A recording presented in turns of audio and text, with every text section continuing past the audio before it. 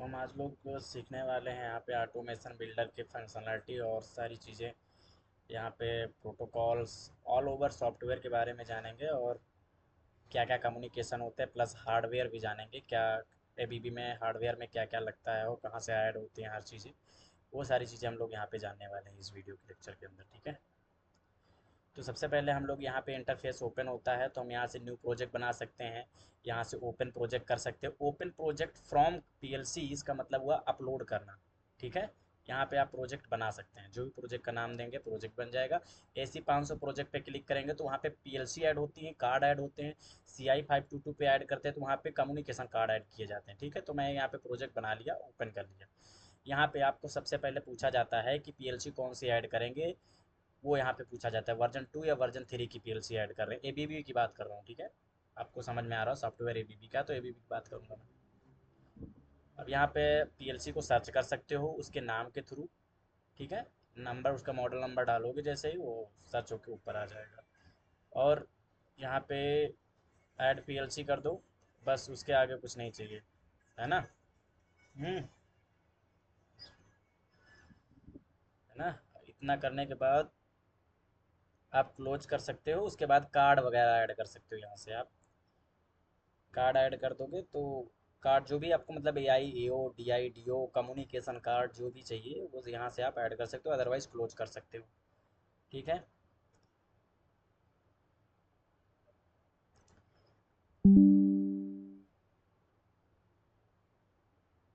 तो यहाँ बहुत सारे कार्ड आपको मिल जाएंगे।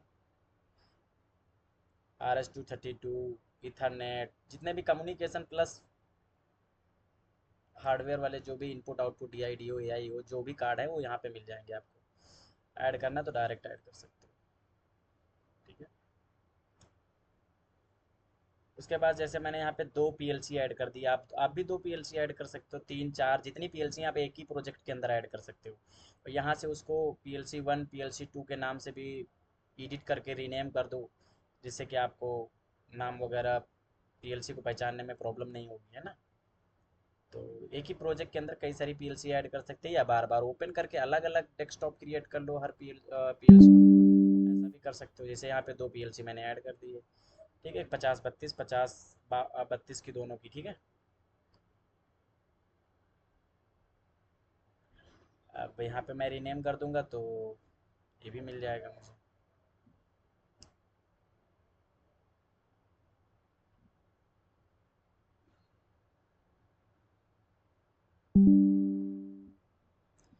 आपको यस कर देना है, यहाँ पे रीनेम का ऑप्शन देना है, ओके कर देना है।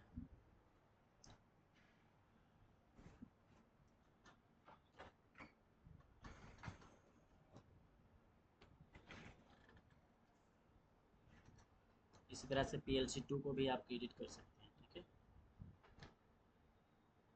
यहाँ पे आपको कम्युनिकेशन मिल जाता है रीनेम करने के लिए सारी चीज़ें, राइट क्लिक करके आप उसके प्रॉपर्टीज़ वगैरह में जा सकते हैं।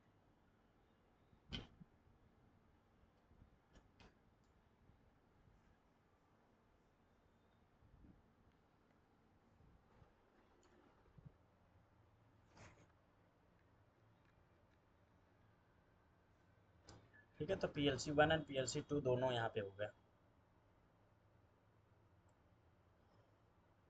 और ये PLC 2 के सारी प्रॉपर्टी हो जाएंगी, है ना। एप्लीकेशन सारी फंक्शनलिटी PLC 2 में और PLC 1 में इसी तरह से हो जाएंगी।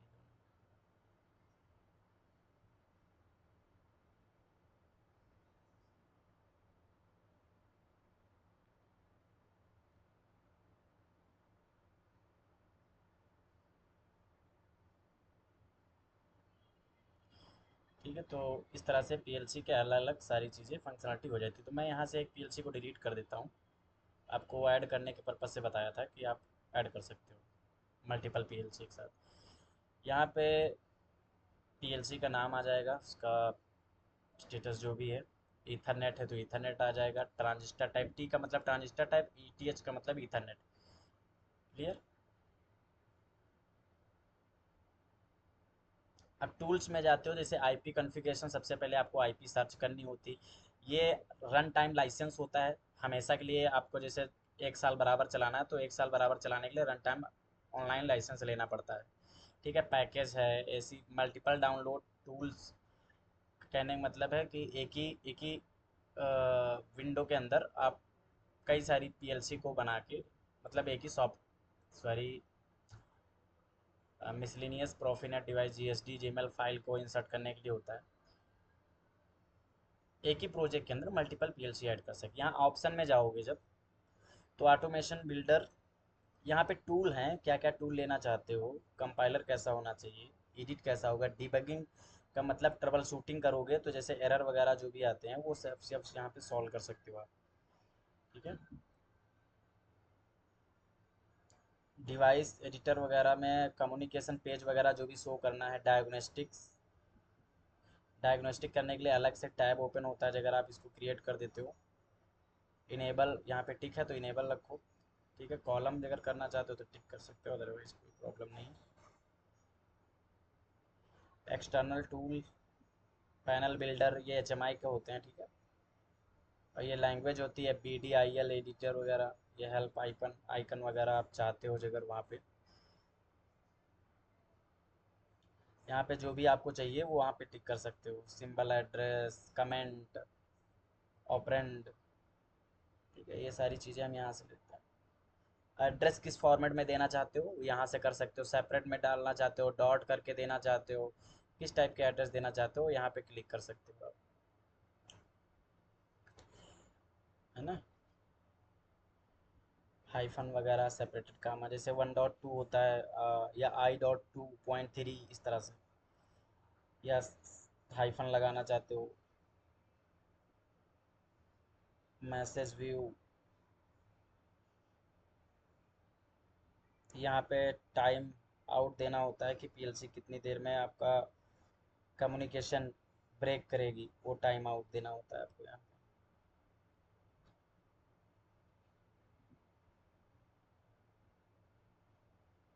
और विजुअलाइजेशन वगैरह तो कोई दिक्कत है नहीं यहाँ पे। यहाँ पे यूजर मैनेजमेंट करते हो, विजुअलाइजेशन में एज स्क्रीन बनती है जो कि हम क्रोम वगैरह पे सर्च करते हैं। ठीक है, तो यूज़र ऐड कर सकते हो, जैसे कि आप लैपटॉप में या अपने सिस्टम में बनाते हो, यहाँ पे हेल्प पेज में जाते हो कि कौन कौन लॉगिन कर सकता है, इस तरह से वहाँ पे यूज़र लॉगिन बना सकते हैं। तो हार्डवेयर इंस्टॉलेशन, ये सब वेबसाइट्स हैं, होम पेज है, हेल्प हेल्प पॉइंट है अपने पास, यहाँ पे जाके आप चीज़ों को पढ़ सकते हो। ठीक है, हेल्प में जाने पर प्रोजेक्ट ओपन करते हो तो यहाँ पे आपको जितने भी टाइप की लाइब्रेरीज हैं और ये प्रोजेक्ट प्रोग्राम बने बनाए मिल जाते हैं, फॉर एग्जांपल। ठीक है, ये आपका जैसे सॉफ्टवेयर इंस्टॉल करोगे तो उसमें मिल जाएगा देखने को। यहाँ बैकनेट है, RTU है, CMS है, पंपिंग है, जितने भी टाइप के सोलर वोलर वाली लाइब्रेरी हैं वो सब आपको, मतलब प्रोग्राम ही बना बनाया मिल जाएगा, बट आपको समझना पड़ेगा, डिकोड करना पड़ेगा। अब जिस कोई फोल्डर, जैसे मैं डायग्नोस्टिक के अंदर गया तो यहाँ देखो कितने सारे प्रोग्राम बने हुए हैं। आप इसको जिसको भी ओपन करना चाहते हो ओपन करके देख सकते हो।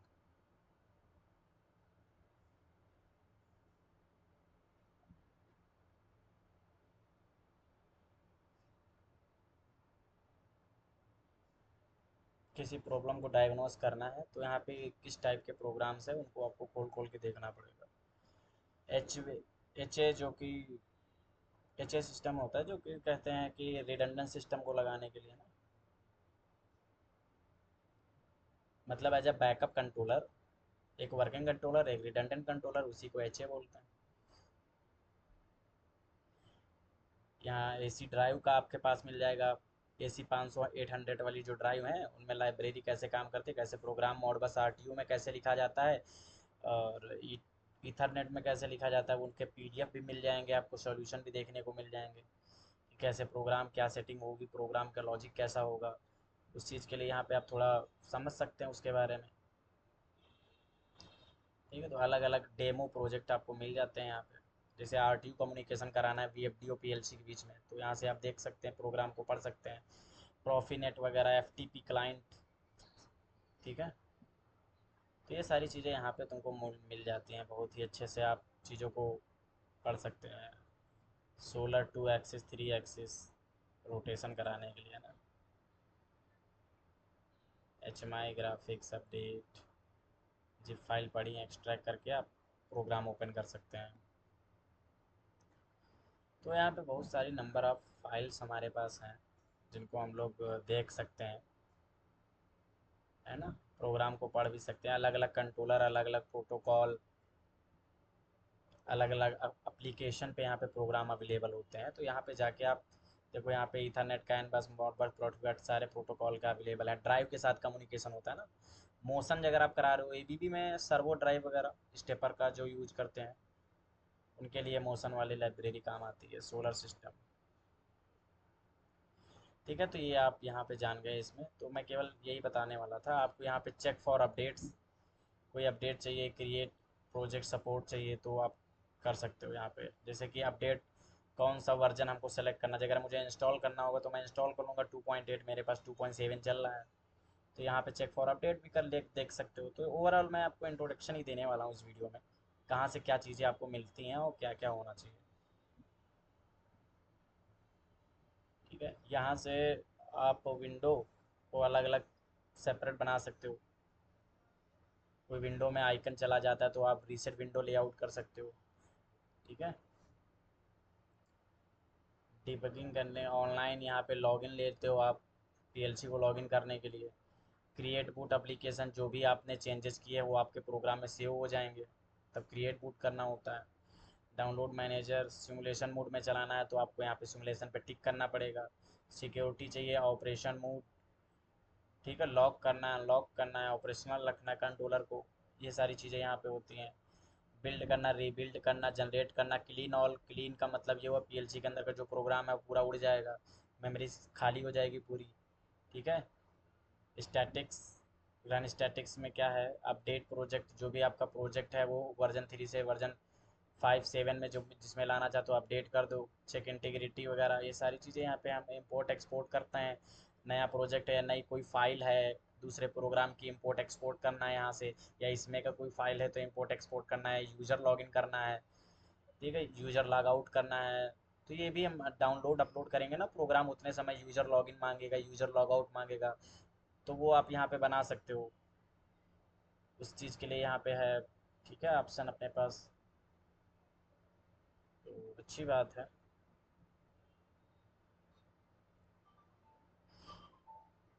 प्रोजेक्ट हो गया, ठीक है। User management, user login, permission, कौन कौन लॉगिन करना चाहता है, कौन कौन नहीं लॉगिन करना चाहता है, उसके लिए आप परमिशन भी ग्रांट कर सकते हो यहाँ से,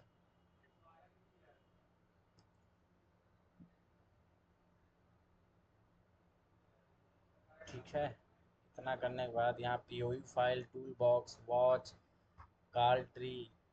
क्रॉस रेफरेंस का मतलब ये होता है कि जब भी किसी चीज़ को फाइंड आउट करना होता है, कोई टैग या नेम, तो क्रॉस रेफरेंस के थ्रू पहुंच जाते हैं कि वो टैग कहाँ कहाँ पड़ा है प्रोग्राम के अंदर, ठीक है। लिस्ट भी क्रिएट हो जाती है एक साइड से।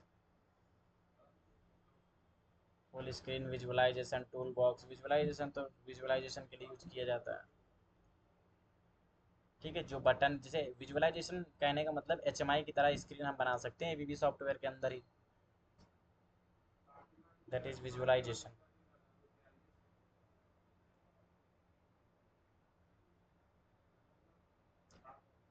ठीक है। यहाँ से file, new project, download, source download यहाँ से होता है, ऊपर लिखा सोर्स अपलोड, सोर्स डाउनलोड।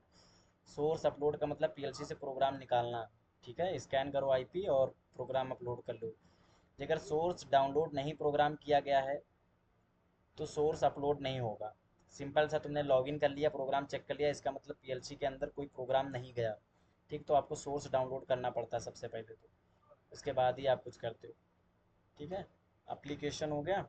यहाँ पे ऑन बोर्ड आरटीसी, ये रियल टाइम टाइम होता है। ये ईटीएच जो आपका पोर्ट लगा है, यहाँ पे प्रोटोकॉल का पोर्ट नंबर होता है कि कौन सा प्रोटोकॉल ऐड करना है पीएलसी के लिए, वो यहाँ पे राइट क्लिक करके ऐड ऑब्जेक्ट कर देते हैं। जो भी करना है आपको ऐड ऑब्जेक्ट ही करना है, राइट क्लिक करके जिसकी भी प्रॉपर्टी ऐड करनी है, कोई भी प्रोटोकॉल ऐड करना है, कम्युनिकेशन या किसी फोल्डर के अंदर ऐड करना चाहते हो तो यहाँ से कर सकते हो आप, ठीक है।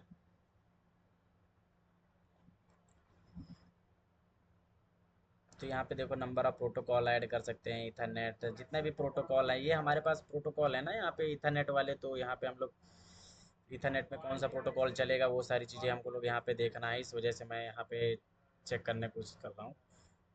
ठीक है, तो ये सारी चीज़ें यहाँ पे आपको मिल जाएंगी, राइट क्लिक करके ऑब्जेक्ट करना रहता है, सारी प्रॉपर्टी यहीं पे मिल जाएंगी।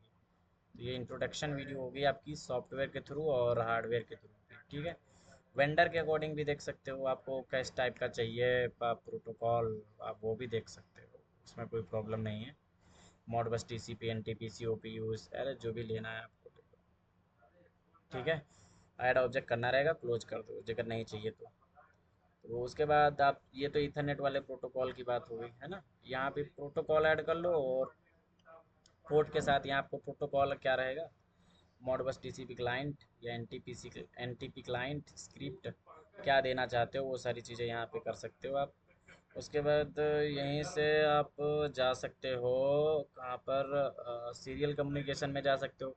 इस तरह से सीरियल कम्युनिकेशन भी राइट क्लिक करके स्लॉट नंबर ऐड कर लो, कौन सा पोर्ट नंबर, स्लॉट नंबर का मतलब पोर्ट नंबर। ठीक है, ऐड ऑब्जेक्ट कर लो, यहाँ से जो भी आपको आपके पास कार्ड लगा है PLC के अंदर, उस कार्ड को आप यूज कर लेंगे, और उस कार्ड को यूज करके आप कम्युनिकेशन डन करवा लेंगे। ठीक है, RS485 लगा है, जो भी पोर्ट लगा है। ठीक है, तो वो यहाँ पे सर्च कर लो, सेलेक्ट कर लो, और वो वहाँ पे ऐड हो जाएगा, उस पोर्ट के साथ कम्युनिकेशन आसानी से करवा सकते हो आप।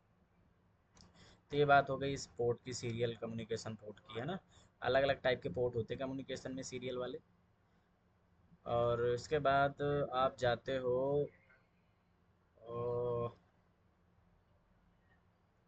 नेक्स्ट आप जैसे कि आयो बस में जाओगे, स्लॉट 1 स्लॉट 2 दोनों के लिए ऐसे करना है आपको। ठीक है, ऐड ऑब्जेक्ट करना है, या फोल्डर के अंदर ऐड करना चाहते हो तो फोल्डर के अंदर ऐड कर सकते हो, कोई प्रॉब्लम वाली बात तो है नहीं। सेम, अब इनपुट आउटपुट बस हो गए, प्रोटोकॉल इसी तरह से आपके हो गए सारे। ठीक है, तो आपको अब मालूम होना चाहिए प्रोटोकॉल। अब आयो बस में चलते हैं, आयो बस में चलते हैं, सॉरी। आयो बस में चलने के बाद राइट क्लिक करेंगे, यहाँ पे हम DI, DAI, AO सारे कार्ड को ऐड करते हैं, राइट क्लिक करके और ऐड ऑब्जेक्ट करेंगे तो सारे कार्ड, कम्युनिकेशन कार्ड, जो भी कार्ड है एनीथिंग आपको चाहिए, सर्च करो, उसको लगा दो, अटैच अटैच करो और काम ख़त्म करो। ठीक है, तो ये सारे डिफरेंट टाइप के कार्ड होते हैं जो यहाँ पे ऐड कर सकते हो आप, राइट क्लिक करके जिसको सेलेक्ट करोगे, ऐड करोगे, वो यहाँ पे कार्ड ऐड हो जाएगा। Clear, AI, AO, DI, DO, जो भी चाहिए आपको। 524 सर्च करते हो तो आपको DI, DO कार्ड अलग अलग टाइप के मिल जाते हैं यहाँ पे। तो ऐड ऑब्जेक्ट कर लोगे तो कार्ड आपके ऐड हो जाएंगे यहाँ पे। क्लियर, आगे क्लोज करते हैं। जितने भी कार्ड ऐड करने हैं 1 बाय 1 क्लिक करके ऐड करते चले जाओ। ठीक, ऑन बोर्ड में जाने का मतलब ये PLC के इनपुट आउटपुट होते हैं। ठीक है, ऑन बोर्ड आयो जो लिखा है PLC के इनपुट आउटपुट, यहाँ पे हम मैपिंग करते हैं PLC का, जितना भी इनपुट आउटपुट है वहाँ पे हम यहाँ पे देख सकते हैं, मॉनिटर कर सकते हैं, ये सारी चीज़ें यहाँ पे हमको मिलती हैं। मतलब इनबिल्ट PLC के अंदर जो लगे हुए हैं, PLC के साथ वाले जो हैं, जो हमेशा उसके साथ रहते हैं वो वाले हैं, ऐसा नहीं कार्ड वाले नहीं बात कर रहा हूँ, कार्ड वाले तो आयो बस के साथ होते हैं। ठीक है, तो यहाँ से आप देख सकते हो किस किस चैनल पे, कौन से चैनल पे कितना वोल्टेज या कितने करंट, और किस आउटपुट का है, सिंक सोर्स, जो भी आपको यहाँ कॉन्फ़िगरेशन कैसा, सेटअप कैसा है, वो सारी चीज़ें यहाँ देख सकते हो। यहाँ पे मैपिंग कर सकते हो। ठीक है, मैपिंग करने का मतलब DI, आपके पास जो DI, DO हैं उनका मैप नाम रख सकते हो। ठीक, क्या नाम है, मैपिंग करने का मतलब नाम, नाम रखना। ठीक है, किस किस एड्रेस या किस नाम से उस इनपुट आउटपुट को इंडिकेट किया जाएगा, आइडेंटिफाई किया जाएगा, वो चीज़ यहाँ पे हम लोग डिफाइन कर देते हैं। ठीक है, तो यहाँ पे मैपिंग की जाती है। ठीक है, और ऐड ऑब्जेक्ट तो मैपिंग, और वही मैपिंग लिस्ट यहाँ पे शो हो जाती है जो आप मैपिंग करके आते हो ऊपर। क्लियर, तो आई होप ये सारी चीज़ें आपको बहुत अच्छे से समझ में आई होंगी। एड्रेस इसमें XI%X0.0 के फॉर्म में चलता है, और क्यों, क्यों का भी यही होता है, क्यों X। ठीक है, ओरिजिनल मतलब ये, हाँ, फिजिकल एड्रेस हैं जो PLC के होते हैं, IX0.0%। ठीक है, इसी तरह से स्नाइडर में भी तो होता है %I0.3 करके, तो उसमें X नहीं होता, इसमें X भी दिया हुआ है। ठीक है, आगे मैं अभी एड्रेसिंग का भी फॉर्मेट समझाऊंगा आपको, प्लस हार्डवेयर भी बताऊंगा। यहाँ पे लाइब्रेरी, लाइब्रेरी में आपको जो भी लाइब्रेरी चाहिए, जैसे कि हम कोई भी कम्युनिकेशन करना चाहते हैं तो उसकी लाइब्रेरी चाहिए, कोई भी प्रोटोकॉल ऐड करना चाहते हैं तो उसकी लाइब्रेरी चाहिए, आरटीयू कम्युनिकेशन प्रोटोकॉल करना है तो आरटीयू सर्च करना है आपको, जो भी चाहिए मतलब आपको यहाँ पे लाइब्रेरी ऐड करना पड़ेगा उस प्रोटोकॉल की। ठीक है, यहाँ पे देख रहे हो डिवाइस नेट है, हर पे एक प्रोटोकॉल है, स्केलिंग चाहिए, स्केलिंग करने के लिए आपको चाहिए लिन ट्राइफो लिया जाता है वहाँ पे, तो ये सब यहाँ पे ऐड करने होते हैं आपको लाइब्रेरी, क्योंकि नहीं ऐड करोगे तो एरर आने लगेंगे अगर कोई आप फंक्शन ब्लॉक यूज करते हो या कोई भी अदर फंक्शन का यूज करते हो। यहाँ पे देखो ये है जहाँ जहाँ पे सारे Ethernet, CAN bus protocol, motion, Modbus, Profinet, जो भी चाहिए सीरियल कम्युनिकेशन सबकी एक फंक्शन ब्लॉक है, उनको लाइब्रेरी के अंदर इंपोर्ट ऑलरेडी रहते हैं, उनको आपको एक्सेस करना है। जैसे मैं यहाँ पे सर्च कर लूँगा, कुछ भी सर्च करोगे तो पहले चलने लगता है, अपलोड करने लगता है पूरा। अपलोड करने के बाद जैसे मुझे कोई भी चाहिए तो फंक्शन ब्लॉक चाहिए तो मैं उसको सर्च कर, जैसे लिख दूँ मैं यहाँ पे बिट टू वर्ड। ठीक है, बिट एज वर्ड, तो बिट एज वर्ड का मतलब जो भी हम ये फंक्शन चाहिए हमको बिट से वर्ड में कन्वर्ट करने के लिए, तो हमको ऐड करना पड़ेगा इस लाइब्रेरी को। इसको कहते हैं यूटिलाइज लाइब्रेरी बोलते हैं, ये यूटिलाइज लाइब्रेरी के अंतर्गत आता है। तो यहाँ पे यूटिलाइज नाम की एक लाइब्रेरी इंसर्ट हो जाती है, तो जो भी आपको करना है तो लाइब्रेरी जरूर इंसर्ट करना। ठीक है, ऐड ऑब्जेक्ट करते हो एप्लीकेशन पे क्रिएट करके, तो यहाँ पे पीओयू का मतलब नया प्रोग्राम बनाना है, विजुअलाइजेशन करना है, सिंबल कॉन्फ़िगरेशन, ओपीसी, यूए और डीए कम्युनिकेशन के लिए यूज करते हैं, स्क्रिप्ट लिखना है, नेटवर्क ऐड करने हैं, ग्लोबल सिंबल ऐड करना है, ग्लोबल लिस्ट ऐड करनी है, तो ये सारी चीज़ें यहाँ पर होती हैं एप्लीकेशन पे राइट क्लिक करने के बाद। ठीक है, आपको ऐड ऑब्जेक्ट करना है, बस सिंपल से क्लोज कर देना है। क्लियर बात हुई कि नहीं? ठीक है, इतना तो समझ ही गए होंगे आप।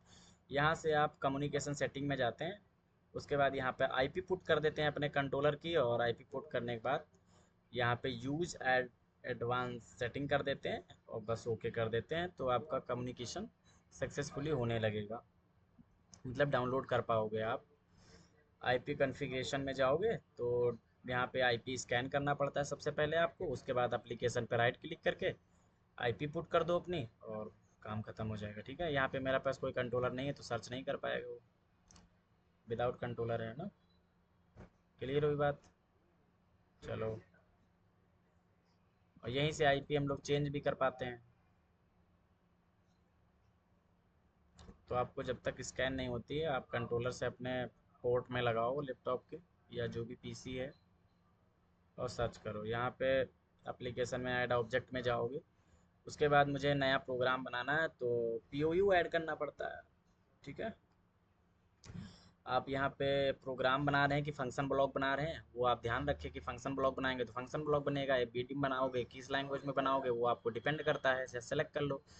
तो मुझे मान लो कि ऐसे ही सिंपल बनाना है तो ऐड कर दिया हमने पीओयू, और एज अ प्रोग्राम बनाना है तो प्रोग्राम मैं ले लूँगा, प्रोग्राम एच मतलब प्रोग्राम और फंक्शन ब्लॉक। शायद आपने प्रोग्रामिंग की होगी तो प्रोग्राम और फंक्शन ब्लॉक के बारे में समझते होंगे। फंक्शन ब्लॉक को एक बार बनाया जाता है, उसको बार बार प्रोग्राम में कॉल करा लिया जाता है, वही कॉपी यूज करते रहते हैं हम लोग उस प्रोग्राम की। तो यहाँ पे जैसे मैंने डी आई डी ओ ले लिया नाम से, कि मुझे एक फंक्शन ब्लॉक बनाना है डी आई डी ओ के नाम से, और उसको मेन प्रोग्राम में कॉल कराना है। ये शायद मैंने आपको वीडियो दिए हुए हैं, आप ए बी बी की पूरी प्लेलिस्ट में ढूंढेंगे तो आपको वीडियो मिल जाएगा। ठीक है, और बहुत अच्छी प्लेलिस्ट आपको मिली नीचे। तो जैसे मैंने यहाँ पे डी आई डी ओ का ऐड कर दिया सॉरी, यहाँ पे अब इसको कॉल करा देंगे मेन वाले में, है ना, जो भी फंक्शन ब्लॉक बनाएंगे कॉल करा देंगे उसको। यहाँ पे जैसे आप बनाते हैं तो यहाँ पे नाम देना पड़ेगा आपको, जो भी नाम दे रहे हो। ठीक है, नाम पुट करो और क्वाइल लगाओ उसके आगे, और प्रोग्राम को आगे की ओर बढ़ाओ। ठीक है,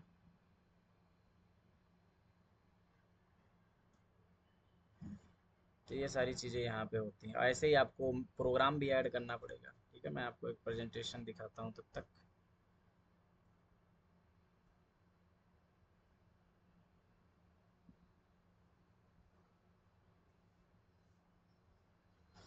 ये एक हार्डवेयर से, थोड़ा मैं आपको सॉफ्टवेयर से तो इतना बता दिया, थोड़ा हार्डवेयर से भी बता देता हूँ कि हार्डवेयर कैसे काम कर रहा है इसका। ये हार्डवेयर में सारी चीज़ें हैं, ठीक है, कौन कौन से प्रोटोकॉल पे चलता है, कौन कौन से इनपुट आउटपुट हैं, क्या कम्युनिकेशन फॉलो करता है, किस साइड कार्ड कनेक्ट होते हैं, किस साइड क्या है, वो सब इंडिकेट कर रहा है यहाँ पे, ठीक है। तो प्रॉफिनेट जितने भी कार्ड हैं, किस टाइप की पीएलसी होती है, कैसी दिखती है, एबीबी की पीएलसी, ठीक है। ये हमारे channel D I D O A I O वाले हैं, यहाँ पे हम लोग पिनायो लगा देते हैं ऊपर, ठीक है। ये स्टेटस है हमारा कम्युनिकेशन का, ऊपर इसके डी आई डी ओ का स्टेटस है। ये मेमोरी कार्ड लगा सकते हैं, स्लॉटिंग कर सकते हैं, यहाँ पे मेमोरी कार्ड भी लगता है, प्लस यहाँ पे RS-485 या RS-232 कार्ड भी लगता है। नीचे सीरियल कम्युनिकेशन है, ठीक है। और पावर सप्लाई यूनिट है। ये हॉरिजॉन्टल क्यों लगाते हैं, वर्टिकल क्यों लगाते हैं, पढ़ सकते हो, ठीक है। डिफरेंस क्या है दोनों में, कि पीएलसी को कैसे हमको असेंबल करना चाहिए, वो सारी चीज़ें आप देख, वहाँ पे कार्ड लगाए जाते हैं, ठीक है। ये आप देख पा रहे हो सारी चीज़ें यहाँ पे ऑलरेडी लिखी हुई हैं। और वर्जन 3 और वर्जन 2 में क्या डिफरेंस है, वो आप यहाँ आसानी से पढ़ सकते हो, तो इसमें मुझे एक्सप्लेन करने की ज़रूरत है नहीं विशेष, है ना। तो आप खुद डिफरेंस यहाँ पे लिखा हुआ है, उसको पढ़ सकते हो, बहुत कम शब्दों में चीज़ें लिखी हुई हैं, तो आप पढ़ सकते हो इनको, ठीक है। उसके बाद ये टर्मिनल यूनिट आ जाती हैं आपके पास। ये डिफरेंस होता है वर्जन 3 पीएलसी वर्जन 2 में। उसके बाद टर्मिनल यूनिट अलग अलग होती हैं, टर्मिनल बेस अलग होते हैं, ठीक है। डी आई डी ओ जिसपे पीएलसी और ये सब माउंटेड होते हैं, वो टर्मिनल बेस। और जो कम्युनिकेशन कार्ड वाले होते हैं वो टर्मिनल यूनिट, ठीक है, उनको टर्मिनल यूनिट बोलते हैं। पीएल और बेस बोलते हैं जो कार्ड वगैरह और पीएलसी का होता है, ठीक है। और जो मेन कंट्रोलर है उसको तो no terminal base no terminal unit बोलते हैं। क्लियर है बात, किसको टर्मिनल बोलते हैं, किसको टर्मिनल बॉस बोलते हैं, ये सारी चीज़ें आपकी क्लियर होनी चाहिए। सीपीयू एंड कम्युनिकेशन मॉड्यूल्स, उनके टर्मिनल बेस होते हैं। Communication interface module terminal unit होती हैं, ठीक है। ये अलग अलग टाइप की पीएलसी, पीएलसी इको पीएलसी अलग आती है, S500 में, AC500 में, पीएम में, यही 3 कैटेगरी होती है, पीएम AC एस, ठीक है, अलग अलग टाइप की एबीबी के अंदर। तो ये कंट्रोलर की बात हो गई आपके साथ। अब आगे चलते हैं, नेक्स्ट पेज पे चलेंगे, तो वहाँ पे आपको टर्मिनल यूनिट और टर्मिनल बेस का भी अलग से मिलेगा, कि टर्मिनल बेस किस किस टाइप के टर्मिनल बेस होते हैं और किस किस टाइप के टर्मिनल यूनिट होती हैं।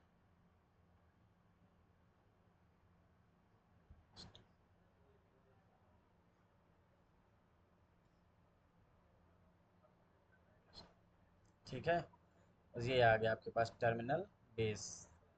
तो टर्मिनल बेस आप इस तरह से देख पाते हैं, किसको टर्मिनल बेस बोलते हैं, ठीक है। ईटीएच वाले जितने भी हमारे पास लेफ़्ट साइड में लगने वाले कार्ड होते हैं उनको टर्मिनल।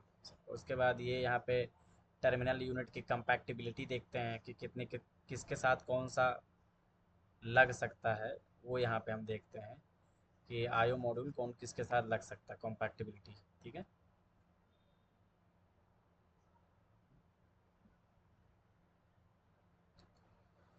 उसके बाद ये इंस्टॉलेशन, कैसे आपको इंस्टॉल करना है, डी इंस्टॉलेशन कैसे करना है, थोड़ा सा खींचो ऊपर की ओर, डी इंस्टॉलेशन थोड़ा सा अंदर की ओर लगा के ऊपर उठा के नीचे की दबा दोगे, इंस्टॉलेशन हो जाएगा। तो इस तरह से हम टर्मिनल यूनिट और रैक में लगाते हैं पीएलसी पैनल में।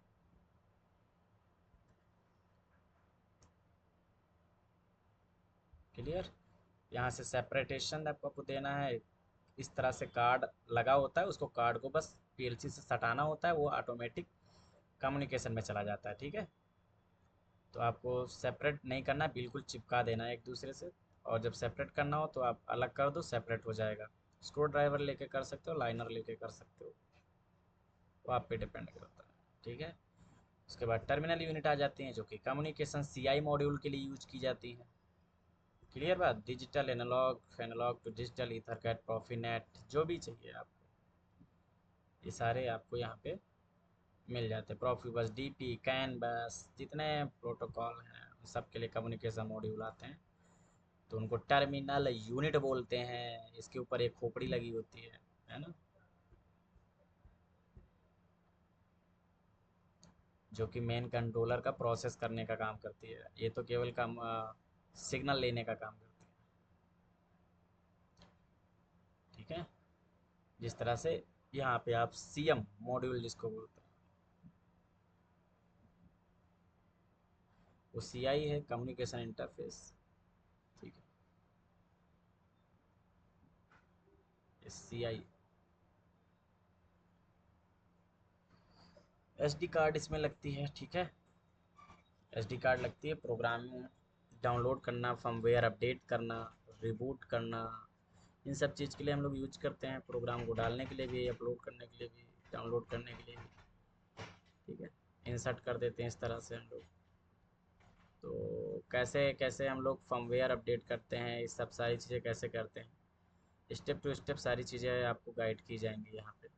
फ़ोल्डर कैसे क्रिएट होता है, हर एक फ़ोल्डर का मतलब क्या होता है जब प्रोग्राम बूट होता है, तो यहाँ पे उस सारी डिटेल आपको दे दी गई है, जिससे कि आपको कोई कन्फ्यूजन नहीं होगा।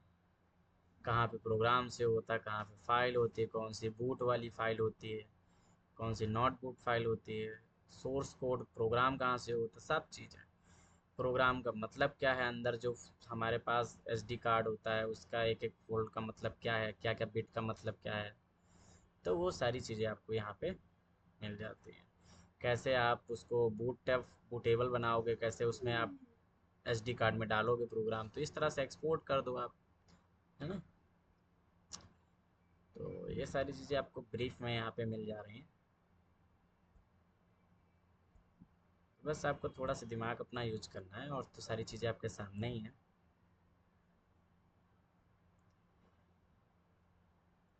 ठीक है, क्लीन ऑल का मतलब बताया ही था। बिल्ड करना, रीबिल्ड करना मतलब कंपाइल करना यार। ठीक है, बिल्ड रीबिल्ड मतलब यही है, बार बार कंपाइल करना। ठीक है, store project SD card to memory, boot zip, ये हम लोग मैसेज डालते हैं। ठीक है, मतलब कंट्रोलर के अंदर हमको कुछ भी बूट करना है, कंट्रोलर को रिस्टार्ट करना है, या उस कमांड के ब्राउज़र के अंदर सेटअप करके हम लोग क्लियर कर सकते हैं मेमोरी एमरी सारी चीज़ें, वो चीज़ें होती हैं। Load project from SD card, program, मान लो प्रोग्राम हमको अपलोड करना है तो डाल के तुरंत आप अपलोड भी ले सकते हैं, और उसके बाद इसको रीड कर सकते हैं प्रोग्राम। सोर्स कोड आपको डाउनलोड करना पड़ेगा बस। ठीक है,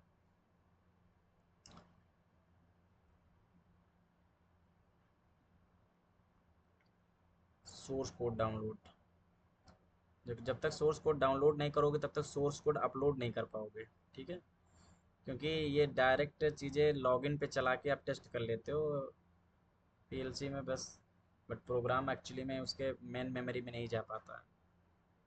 इस तरह से सोर्स कोड अपलोड करना होता है, और ये आपकी मेमोरी फर्मवेयर अपडेट करने की कैटेगरीज होती हैं।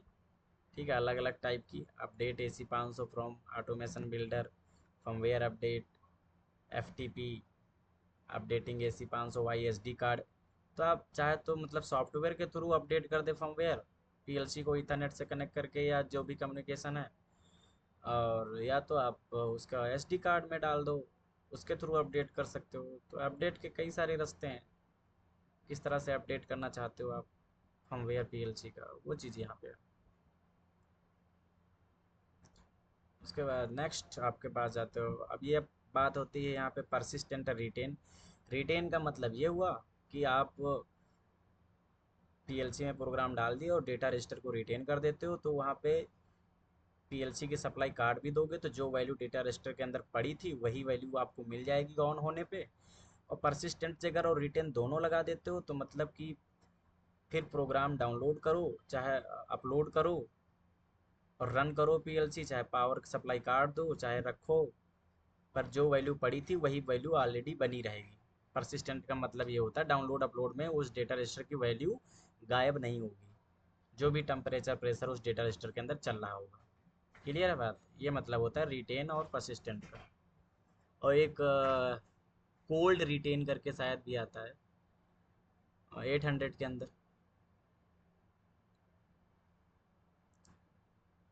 तो ये I A C return persistent, I A C retain and persistent का मतलब लोकल वेरिएबल होता है, ठीक है।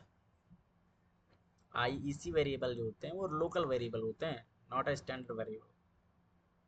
अब लोकल वेरिएबल कैसे काम करते हैं वो भी हम आगे आपको एक्सप्लेन कर देंगे। तो ये सारी चीज़ें आपको यहाँ पे एक्सप्लेन कर दिया हूँ मैं कि रिटेन और परसिस्टेंट का मतलब क्या और रिटेन परसिस्टेंट कैसे आपको एड्रेस में अप्लाई करना है वो भी यहाँ पे मैंने शो करा दिया है, ठीक है। तो आई होप कोई दिक्कत होनी नहीं चाहिए आपको यहाँ से। और पीएलसी को रन मोड में डालना है, ऑटो रन में चली जाए, या जैसे डाउनलोड करते प्रोग्राम तो ऑटोमेटिक रन में आ जाए या मैनुअल रन में आए, तो आप यहाँ पे सेटिंग कर सकते हो, ठीक है। Behaviour and setting of startup modules, इस टाइप की जो पीएलसी होती है उनका मुझे अगर आइडिया लेना है तो आपको इस बटन के थ्रू सारी चीज़ें सेटअप करनी पड़ती हैं, ठीक है। बटन के थ्रू भी ऑप्शन होता है, सॉफ्टवेयर के थ्रू भी ऑप्शन होता है, जिस तरह से आप कर सकते हो यू कैन डन दिस, है ना। यहाँ पे परसिस्टेंट और रिटेन का देखो अलग अलग मेमोरी भी दिया होता है हमको। तो आप इसके अंदर दो मेमोरी कैटेगरी होती है, एक एम मेमोरी होती है, एक आर मेमोरी होती है। तो एम मेमोरी तो परसिस्टेंट रिटेन हमको बनाना पड़ता है, बट आर मेमोरी हमको बनाना नहीं पड़ता है, ऑलरेडी बना हुआ था, ठीक है। इस तरह से यहाँ पे कैटेगराइज किया जाता है। तो सबसे पहले आपके पास आर डी ओ जीरो आता है, यहाँ पे आप देख पा रहे हो R D O zero zero को क्लासीफाई, 32 बिट है, 32 बिट को दो कैटेगरी में तोड़ा गया, आर डब्ल्यू जीरो और आर डब्ल्यू जीरो वन है, ठीक है। तो मतलब 16 16 में हो गया, 16 16 को दो कैटेगरी में फिर तोड़ा गया, किस में 8 8 में, 8 में तोड़ोगे तो आर बी 0.1 और आर बी 00 बनेगा, फिर आर बी 02 आर बी 03 बनेगा। फिर इनको 8 8 इनके अंदर बिट होंगी 0 से लेके 7 तक, तो आर 0.7 से लेके आर 0.8 तक जाती हैं या 00 तक जाती है, मान लो 0.0 से लेके 0.7 तक जाएंगी, तभी तो 8 बिट बनेंगी। तो ये एड्रेसिंग होती है इसकी, ये बहुत इंपॉर्टेंट होता है समझना। अगर ये नहीं समझे तो मान लो पीएलसी टू पीएलसी कम्युनिकेशन करा रहे हो, उसमें आपको प्रॉब्लम आएगी, क्योंकि आप उस एड्रेस के अंदर जो बिट ऑन करोगे तो उसको कैलकुलेट करना पड़ेगा कि यहाँ पे अगर ये बिट ऑन हुई है तो उसके अंदर कौन सी बिट ऑन होगी उस पीएलसी के अंदर। तो ये आपको कैलकुलेशन करना पड़ेगा कि इस डेटा रजिस्टर की ये बिट ऑन होने पर, और पीएलसी की दूसरे पीएलसी में अगर कोई दूसरा डेटा रजिस्टर यूज कर रहे हो तो उसका कैलकुलेट करना पड़ेगा उसमें कौन सी बिट ऑन होगी किस डेटा रजिस्टर की। तो ये चीज़ें आपको बहुत ब्रीफ में आनी चाहिए, ठीक है। तो इसका आगे मैंने कैलकुलेशन भी दिया हुआ है, तो मैंने आगे समझाने की पूरी कोशिश की है कि किस तरह से आप बिट कैलकुलेशन करोगे, क्लियर। तो अभी चलते हैं एड्रेसिंग फॉर्मेट, आप तब तक ये समझो।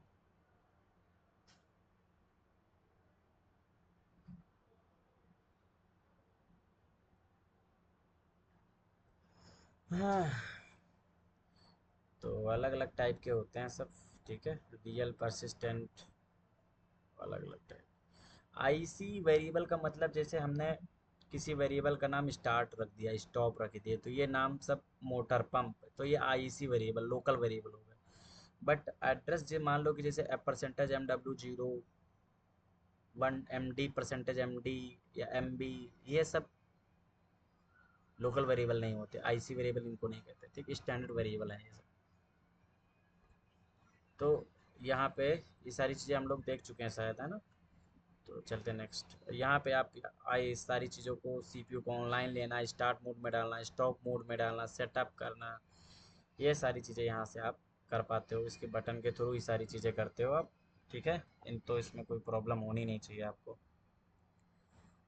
तो अस्काई मोड जो भी आपको सेटअप करना है वो सब यहाँ पे रिजॉल्व कर सकते हो सारे फंक्शन, पीएलसी ब्राउज में जाते, पीएलसी ब्राउज में जाके उसमें कमेंट डालना पड़ता है, communication protocol save and content to file, ठीक है।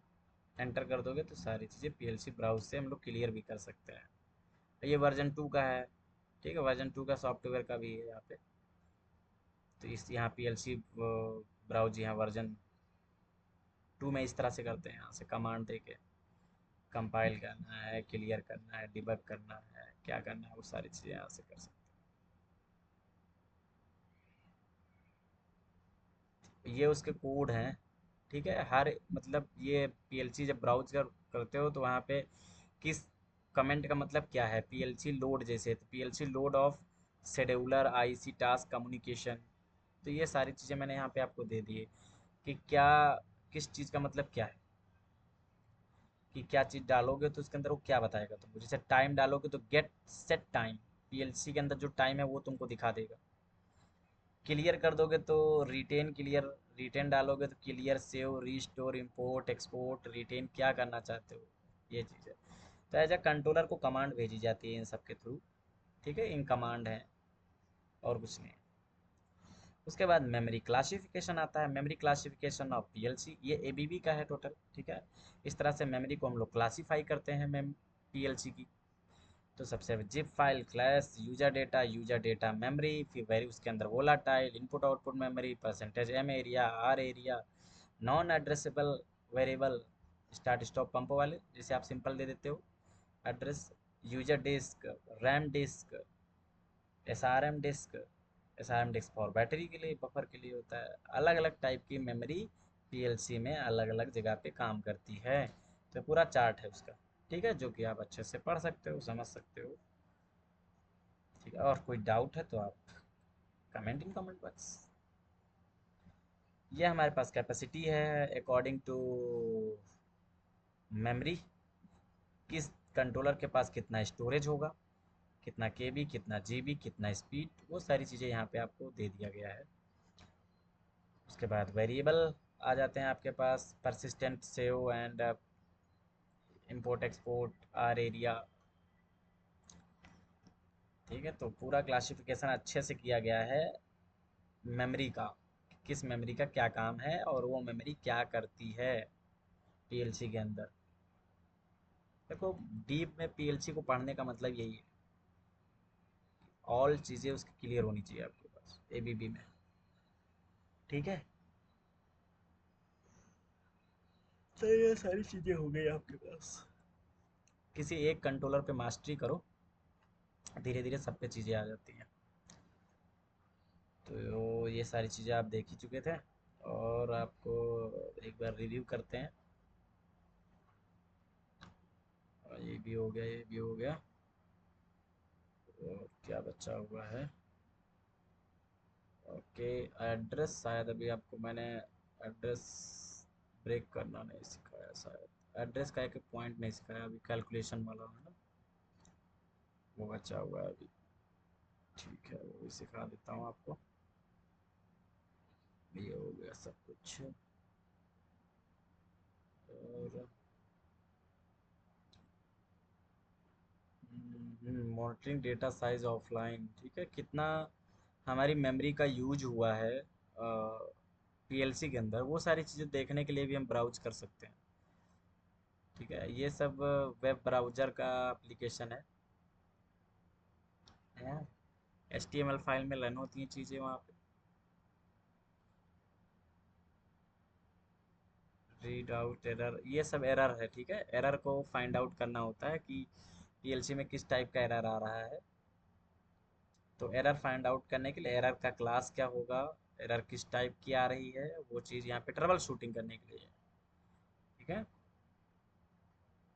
और कुछ नहीं। उसके बाद बैटरी एरर भी आते हैं बहुत सारे डायग्नोस करने के लिए, या बैटरी कंट्रोलर में लगी होती है ना, वो भी रिटेन वेरिएबल और मेमोरी को बनाने के लिए ही लगी होती है, कि वो मेमोरी में जो वैल्यू आ रही है उसको कंटिन्यू बना के रखे, इसी वजह से वो ऐसा किया जाता है,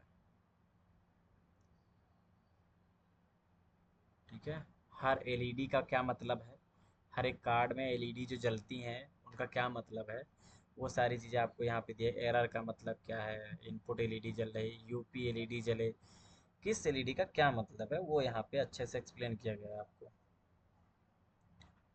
CPU error listening with description, ठीक है, CPU error listing with description, ठीक है। तो यहाँ पे जितना भी बैटरी से रिलेटेड सारे इशू हैं वो आपको मिल जाते हैं, कोई बैटरी एरर तो नहीं आ रहा है। यहाँ पे स्टेटस मॉनिटर कर सकते हो इनपुट आउटपुट में ऑनलाइन में जाके, ठीक है। तो ये सारी चीज़ें होती हैं और कुछ नहीं। सीपीयू पे लोड कितना चल रहा है वो यहाँ पे कैपेसिटी देख सकते हो कि कितनी मेमोरी ऑक्यूपाई किया हुआ है, कंट्रोलर का प्रोग्राम जो पड़ा हुआ है पीएलसी में, वो सारी चीज़ें आप यहाँ देख सकते हो। टाइम और डेट को भी सेट कर सकते हो पीएलसी के अंदर ही, अपने पीएल सॉफ्टवेयर का पीसी का टाइम भी डालना चाहते हो सॉफ्टवेयर के तो डाल सकते हो। ठीक, यहाँ से आप सॉफ्टवेयर का अपडेट करते हो, कंट्रोलर का फर्मवेयर जब अपडेट होता है तो यहाँ पे ग्रीन ग्रीन टिक आ जाते हैं, और नहीं अपडेट होगा तो यहाँ पे रेड टिक रहेगा, तो अपडेट फर्मवेयर पे कर देना आपको क्लिक। क्लियर? तो ये सारे स्टेटस आपको मिल जाते हैं यहाँ पे। ठीक है,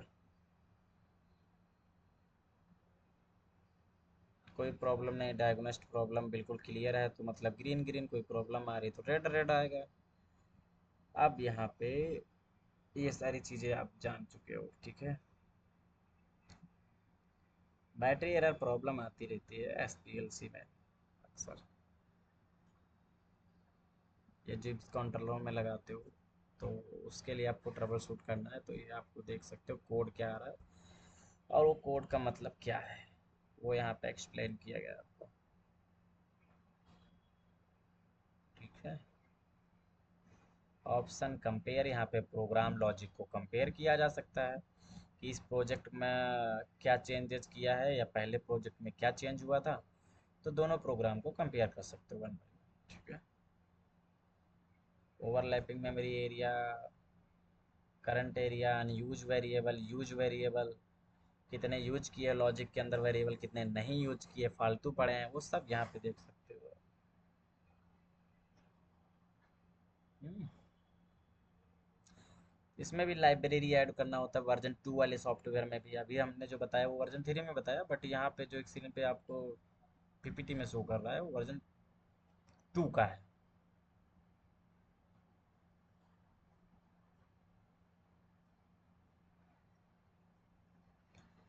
ठीक है, उसके बाद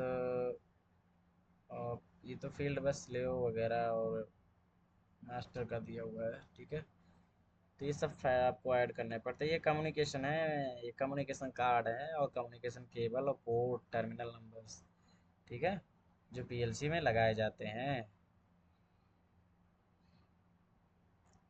तो इनका भी ध्यान रखना है आपको। हमने कहा हार्डवेयर का भी थोड़ा नॉलेज हो जाए आपके पास।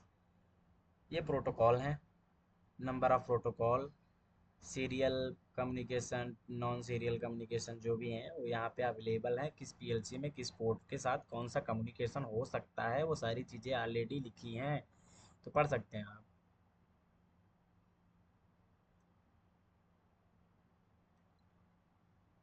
अलग अलग टाइप की ट्रांस आपके पास इंटरफेस कम्युनिकेशन यूनिट होती हैं, जिनके थ्रू अलग अलग कम्युनिकेशन प्रोटोकॉल का आप यूज कर सकते हैं।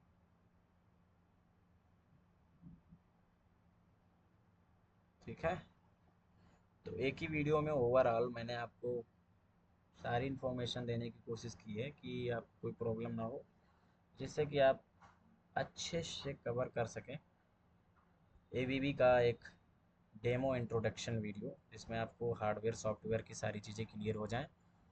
यहाँ पे टर्मिनल यूनिट, कम्युनिकेशन, कम्युनिकेशन 2.1, या कार्ड भी लग सकते हैं, हमारे पास इको इको सीरीज जिगर है। ठीक है, और ये तो छोड़ दो, ये तो आपका काम का नहीं, ये काम का है आपका। ठीक है, ये आप जब मॉड बस सिले हो, मॉड बस मास्टर बनाते हो, तो वहाँ पर आपको ये उसके कार्ड के अंदर ये 4 स्विच लगे होते हैं जिनको आपको सेट करना होता है। ठीक है, तो आप मास्टर बनाते हो, स्लेव बनाते हो, स्लेव बनाते हो, तो उसी तरह से लिखा है कि किस स्विच को ऑन करना है, किस स्विच को नहीं ऑन करना है, तो वो सारी चीज़ें यहाँ पे एक्सप्लेन की गई हैं और डायग्राम भी साथ में दिखाया गया है आपको। केस नंबर 1 है, मास्टर 1, तो आप 120 ओम के स्विच को ऑन करेंगे, बायस को भी ऑन करेंगे, मिडिल वाले में कुछ भी ऑन नहीं करेंगे। क्लियर है बात? तो इस तरह से आप सारी चीज़ों को समझ सकते हैं, और यहाँ पे थ्योरी भी दी गई, डायग्राम भी दिया गया, तो आई होप बेटर रूप से समझ सकते हैं कौन से स्विच को ऑन करना है, कौन से स्विच को नहीं ऑन करना है। ठीक है, मास्टर स्लेव, लास्ट स्लेव, सारे केसेस बता दिए गए हैं। मल्टीपल पीएलसी लगी होंगी तब भी आपको बता सारी सेटिंग करनी पड़ेंगी। क्लियर? इसमें कोई दिक्कत नहीं होनी चाहिए, ये आपको मालूम होना चाहिए, नहीं तो प्रॉब्लम आ जाएगी मास्टर स्लो बनाने में। क्योंकि RS-485 कम्युनिकेशन होगा, सीरियल कम्युनिकेशन, तो उसमें दिक्कतें आती हैं।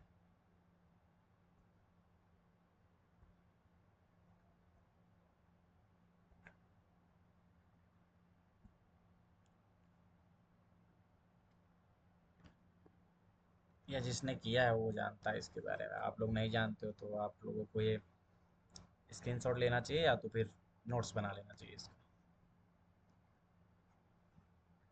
प्रॉपर ये PLC पे काम करने वाले हो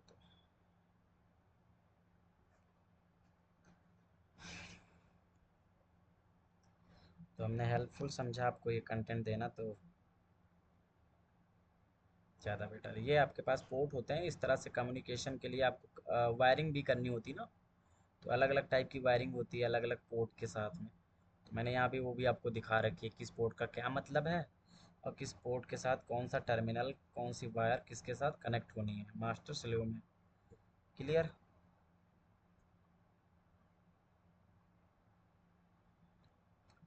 तो वो भी आपके पास लिखा हुआ है, तो आई होप कोई प्रॉब्लम होनी नहीं चाहिए।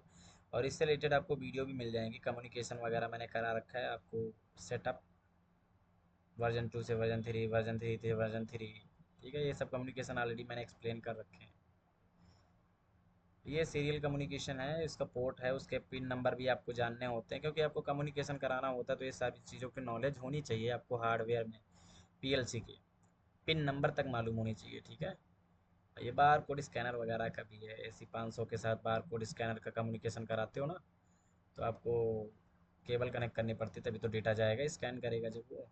ये TCP का है पोर्ट का। तो ये सारी चीज़ें आपको बहुत बेहतर ढंग से क्लियर होनी चाहिए। अब इसके बाद आता है डेटा टाइप, किस टाइप के डेटा टाइप ABB PLC के अंदर चल रहे हैं, वो सारी चीज़ों की यहाँ पे नॉलेज दी गई है। तो आई होप बताने की जरूरत नहीं, बोल बाइट वर्ड डबल वर्ड, इन सब चीज़ों का मतलब साइन अनसाइन। साइन का मतलब ये हुआ कि पॉजिटिव नेगेटिव दोनों साइड की वैल्यू आएंगी, माइनस प्लस दोनों वैल्यू। ठीक है। अनसाइन तो जानते ही हो, केवल पॉजिटिव वैल्यू आएंगी। ठीक है। यहाँ पे देखो बताया भी गया और दिखाया भी गया है, तो इसमें कोई दिक्कत होनी नहीं चाहिए आपको। सारी चीज़ें आपके सामने हैं, अनसाइन इंटीजर अनसाइन और डबल इंटीजर सारी एक्सप्लेन की गई हैं। अनसाइन डबल इंटीजर क्या होता है, रियल क्या होता है, रियल में फ्लोटिंग वैल्यू दी जाती है। ठीक है। तो इसमें कोई क्लियर करने वाली बात क्या कुछ ऐसा तो है नहीं, समझाने वाली बात है। सारी चीज़ें लिखी हैं तो आप बेटर ढंग से समझ सकते हो। रियल के बारे में बात हो रही, लार्ज रियल के बारे में बात हो रही, एल का मतलब लार्ज रियल, रियल का मतलब रियल। ठीक है। टाइम और डेट, स्ट्रिंग, यही सब डेटा टाइप होते हैं। स्ट्रिंग के अंदर हम लोग वर्ड टाइप वैल्यू भेजते हैं, कैरेक्टर भेजते हैं स्ट्रिंग के अंदर। ठीक है। अरे ABCD यार, कैरेक्टर यही A to Z और कौन से कैरेक्टर। टाइम डेट, ठीक है, ये सारी चीज़ें भी होती हैं, तो वो आपको यहाँ पे एक्सप्लेन किया गया है। ठीक है। ओके, बढ़ें आगे। कितने बिट का कौन सा डेटा है वो भी आपको दिया गया, कितने नंबर या कितने डिजिट तक जा सकती है वैल्यू वो भी आपको दिया गया है। ठीक है। ओके, बढ़ते नेक्स्ट पेज की तरफ।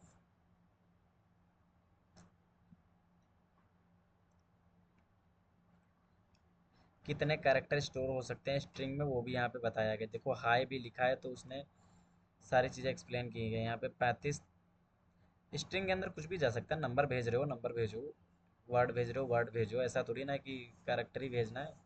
स्ट्रिंग के अंदर तो कुछ भी जाए वो स्ट्रिंग ही जाएगा। अब प्रोग्रामिंग का थोड़ा नॉलेज होगा तो आपको मालूम होगा कि स्ट्रिंग के अंदर अगर नंबर भी डाल दोगे तो वो भी स्ट्रिंग कंसीडर होगा, कैरेक्टर भी डालोगे तो वो भी स्ट्रिंग कंसीडर होगा। डेटा टाइप के अंदर उसके अंदर जो भी जाएगा तो स्ट्रिंग वैल्यू ही जाएगी ना। ठीक है। यहाँ पे वर्जन 2 में इस तरह से एड्रेस दिए जाते हैं। ठीक है। तो री वैल्यू टेस्ट एट %MD, मतलब 32 bit data register, MD 1.0 real time double word double integer, इस तरह से आपको वैल्यू यहाँ पे देखने को मिलती है। इंटीजर टू रियल वैल्यू को कन्वर्ट करना है तो आपको लाइब्रेरी इंपोर्ट करनी पड़ती हैं, तभी फंक्शन ब्लॉक मिलेगा आपको। कन्वर्जन ऑपरेटर अलग अलग टाइप के सारी चीज़ें यहाँ पे मिल जाती है देखने को। ठीक है।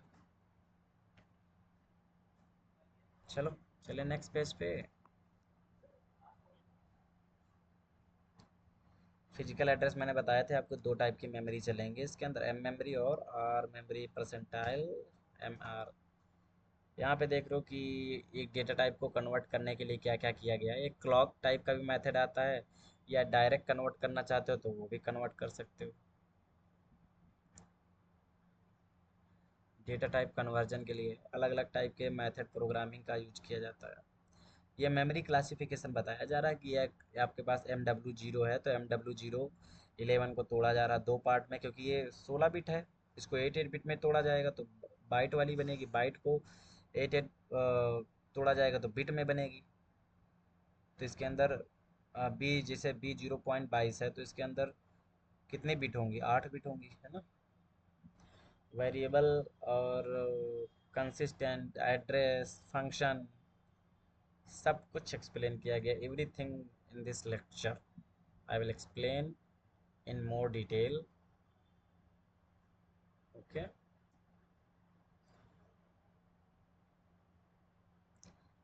यहाँ पे देखो सारी चीज़ें एक्सप्लेन कर दी वेल मैनर में। हर एक वेरिएबल का मतलब बता दिया गया, हर एक चीज़ अच्छे से बता दी गई, कौन से ग्लोबल है, कौन से स्टैंडर्ड है, नॉन स्टैंडर्ड कौन से, रिटेन कौन से, किसका क्या मतलब है, सारी चीज़ें एक्सप्लेन की गई। अब तो कोई प्रॉब्लम नहीं होनी चाहिए, I hope.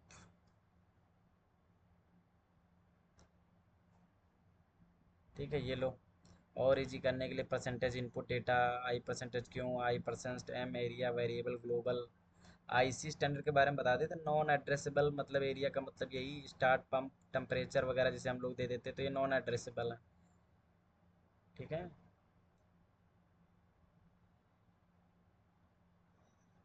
If any doubt in your mind then you comment in comment box, then I reply you.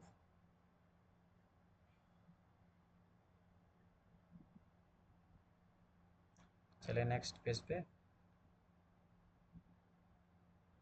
तो global variable accessible all POU। Okay, सब मल्टीपल एरिया होती हैं ABB PLC के अंदर। भाई बहुत अच्छी PLC है, अच्छा काम, अच्छा सॉफ्टवेयर भी है, बस थोड़ी चीज़ें मिस्टेक लगती है मुझे, और कुछ नहीं, डाउट। तो यहाँ पे एड्रेस को देखो, एक एक चीज़ को समझाएगा कि कौन कौन से एरिया, आई और क्यू क्या होते हैं, इनपुट एरिया बोलते हैं, क्यू को आउटपुट एरिया बोलते हैं, प्रीफिक्स है। फॉर्मेट क्या चल रहा है, बाइनरी चलेगा, एक्स का मतलब बाइनरी, बी का मतलब बाइट, वर्ड का, डब्ल्यू का मतलब वर्ड, डी का मतलब double word. Okay, data type, affix, format का पूरा आपको यहाँ पे अच्छे से एक्सप्लेन किया गया, एड्रेसिंग अच्छे से बताया गया है यहाँ PLC का। तो उनको नहीं लगता इसमें कोई प्रॉब्लम होने वाली है, किसको क्या कहते हैं और किसको नहीं क्या कहते हैं। ठीक है, इस फॉर्मेट में सब एड्रेस दिए जाते हैं, एम की जगह पे आर हो सकता है, आर की जगह पे एम हो सकता है, आई क्यों कुछ भी हो सकता है, वो तो एड्रेस पे डिपेंड करता है। इस तरह से आपकी ये तो मैंने एक्सप्लेन किया था शायद पहले आपको। ये एरिया का मेमोरी का कैलकुलेशन है। ठीक है, bit byte word double word कैसे बनेगा, देखो यहाँ पे कैलकुलेशन किया गया अच्छे से कि 256 है तो 256 को अगर आप डिवाइड करोगे 2 से, 512, 512 को 2 से मल्टीप्लाई करोगे तो एम बी बाइट बिट मिलेगी तुमको 1024। 1024 के अंदर कितनी बिट बनेंगी, 1024.0 से लेके 1024.7 तक जाएगा। ठीक है, तो ये कैलकुलेशन है, इस तरह से कैलकुलेशन होता है। और हेक्साडेसिमल में भी बताया गया है और डेसिमल में भी बताया है, दोनों तरह से हो गया कैलकुलेशन। अब भी नहीं समझ में आया तो अभी मैं एक पेज में और दिखा देता हूँ आपको। तो इस तरह से बिट बाइट का कैलकुलेशन होता है। जैसे आपके पास MD 500 है तो इसका मतलब 2 से डिवाइड करो तो आपको वर्ड मिल जाएगा, 2 से मल्टीप्लाई करो तो आपको बाइट मिल जाएगा। ठीक है, फिर तो पॉइंट लगा दो उसके पीछे तो हो ही जाता है। तो ये मेमोरी स्टोरेज एरिया होती है। ठीक है, ये हमारे फिजिकल एड्रेस हैं, ये हमारे कमेंट हैं, किस इनपुट को क्या, ये मैपिंग है, इनपुट आउटपुट मैपिंग, जो कि पहले हम एक्सप्लेन कर चुके हैं आपको। ये है टोटल कैलकुलेशन के साथ पूरा मेमोरी के एरिया बिल्कुल क्लैरिफाई करके दिखाया गया, पूरा अच्छे से कैलकुलेशन करके दिखाया गया कि किस मेमोरी का कौन सा बिट होगा, कौन सा वर्ड होगा, कौन सा डबल वर्ड होगा। आई होप इससे अच्छा आपको कंटेंट नहीं मिल पाएगा मेमोरी एरिया क्लासिफिकेशन का। तो आप 16,383 को मल्टीप्लाई करोगे 2 से तो 32,766 बनेगा। 32,766 को आप क्या करोगे, फिर 2 से मल्टीप्लाई करोगे तो 65,532 बनेगा। ठीक है, फिर 532 के अंदर तुम्हारी बिट होंगी 65 जीरो पॉइंट करके। ठीक है, तो ये पूरा कैलकुलेशन करके यहाँ पे दिखाया गया है चार्ट के अंदर। थोड़ी ब्लर इमेज है बट क्लियर है।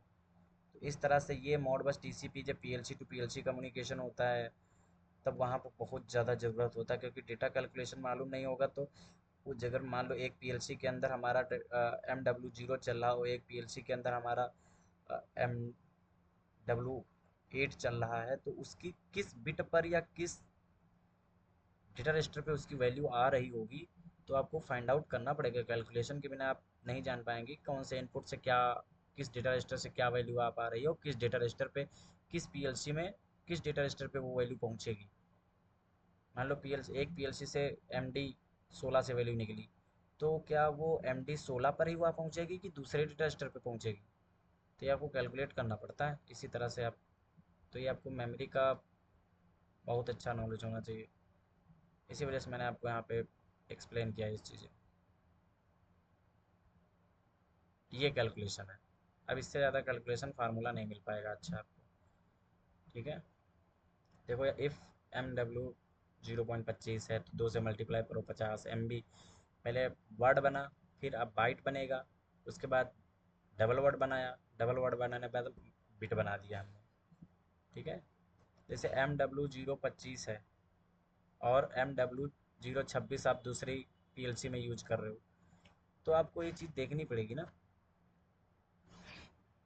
कि इसकी कौन सी बिट पे क्या कौन सी, हम अगर इसमें M0.50.0 ऑन करते हैं तो क्या दूसरी पीएलसी में 0.52.0 ऑन होगा, ये आपको कैलकुलेशन करना पड़ेगा ना, तभी तो हो पाएगा।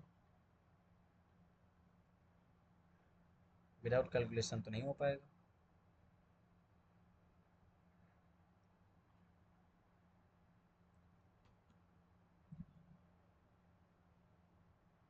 तो मेरा एक लेक्चर पड़ा हुआ है मॉडबस टीसीपी पे और आरटीयू पे, पीएलसी टू पीएलसी कम्युनिकेशन।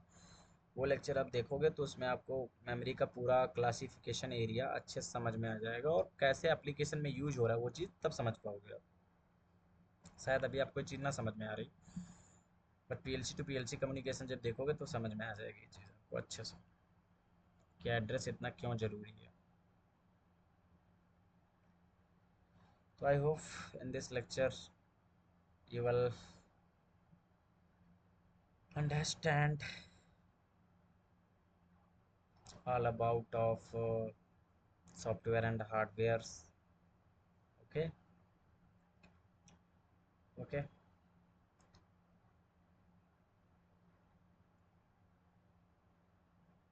ये हेक्साडेसिमल में एड्रेस है, ये वर्जन 3 की पीएलसी के लिए एड्रेस होता है इस तरह से।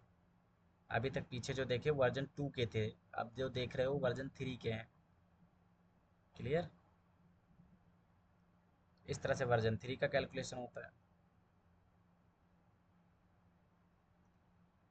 तो वर्जन 2 वर्जन 3 में थोड़ा डिफरेंस है काम करने का।